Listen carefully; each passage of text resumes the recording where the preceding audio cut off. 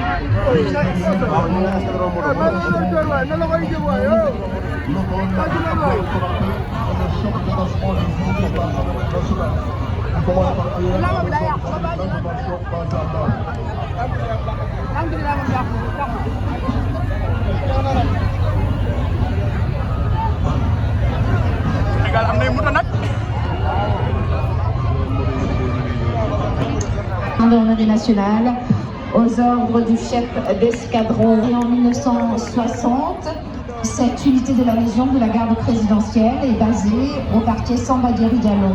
Il assure des missions d'escorte et d'honneur au profit de Monsieur le Président de la République, du Premier ministre, du Président de l'Assemblée nationale et d'autorités nationales et étrangères. Il exécute également des services de police, de la route et d'escorte de convois et défile ce matin de Nombrou avec 47 motos.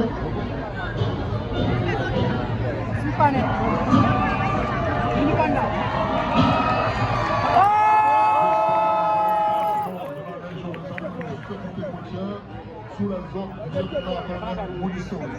Créé en 2023, la région de attaché à la gendarmerie territoriale, militaire policier, assurer l'expérience du député, l'autorité nationale, la prévention des accidents, la détection et la répression des infractions liées à la sécurité, la sécurité du trafic, la sensibilisation des usagers et l'élaboration de la doctrine d'emploi en matière de sécurité. La région sécuritaire est avec une composante de Sénégal. Sénégal.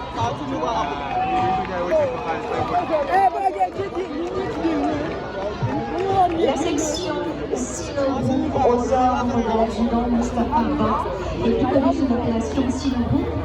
Elle a été créée en 1979. C'est une unité spéciale de la gendarmerie mobile.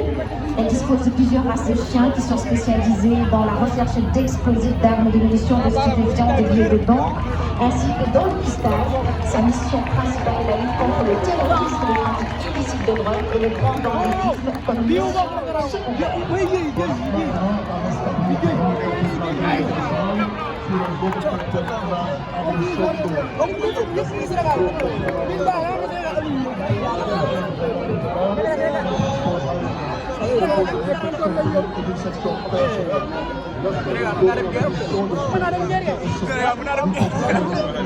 Section spéciale chargée de la protection de l'environnement sous les ordres du capitaine Aga Aïssa. L'environnement. L'unité défile avec des véhicules, des quads destinés à la surveillance du littoral, des jet skis et des vedettes d'intervention rapide pour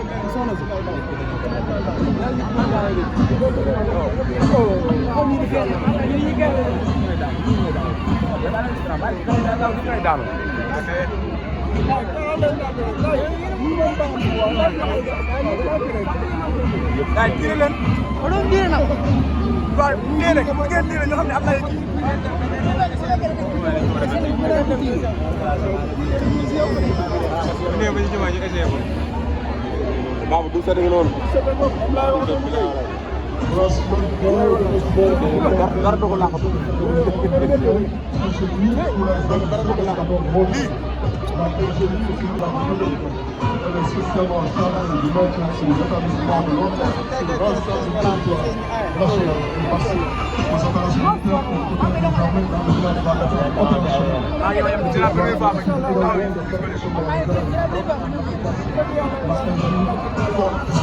escadron appelé en droit du corps de maintien de l'ordre, de rester en voie commune.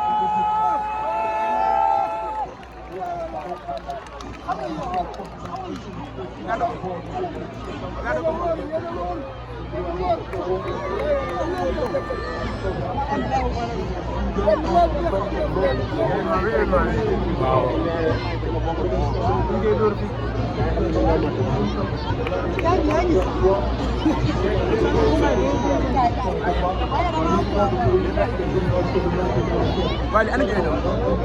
Ngelaw ni ci biir.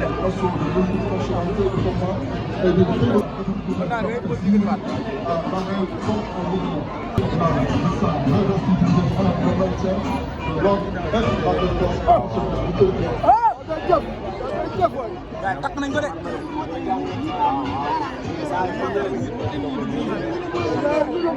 Le détachement du groupement d'intervention de la gendarmerie nationale GIGN aux ordres du lieutenant-colonel Ibrahima Ngom.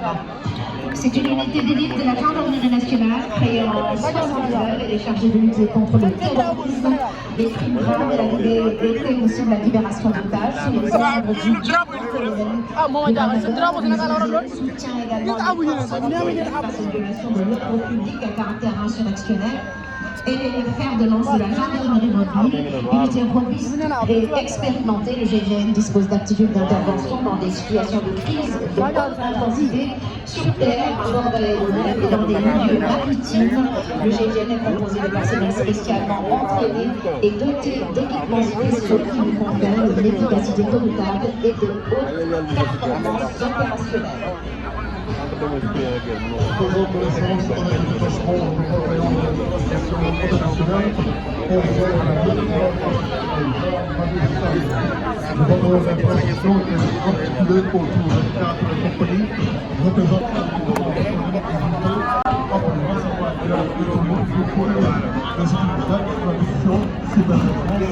de l'ultra-colonel demande aujourd'hui le plus nouveau bataillon de transition opérationnelle depuis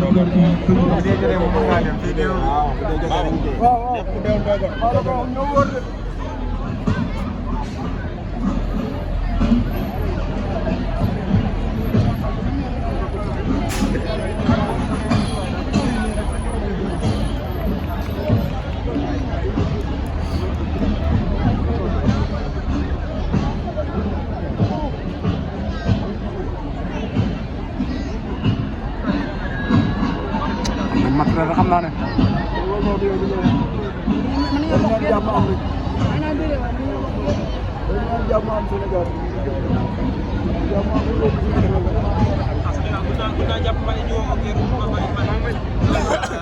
no Iran À ce présent, le bataillon de blindés défile avec un détachement conformé des escadrons de combat et un escadron d'éclairage et d'investigation. Le premier et le deuxième escadron sont des escadrons de combat et l'escadron d'éclairage et d'investigation ne dispose pas de PTR. Le bataillon de blindés est entièrement équipé de nos engins blindés, 8 canons d'IPTR. Également la montée en puissance des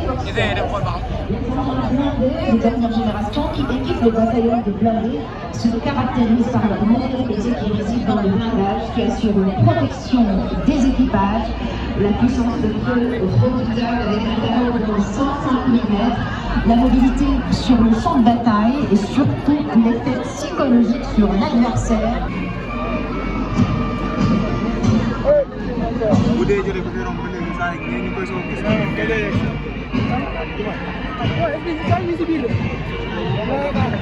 Jalla